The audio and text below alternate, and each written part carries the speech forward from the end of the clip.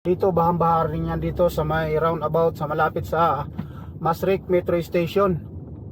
Check natin kung may mga tira-tira pang tubig. Bahang-baha rin yan dyan kahapon mga brothers and sisters. Nagsimula ang ulan dito sa Dubai alas 7 ng Sabado umaga. Natapos siya ng mga Sabado na Linggo ng gabi o Linggo ng hapon. Ayan, ngayon Lunes na. So tingnan natin ang aftermath ng ulan na malakas dito sa Dubai.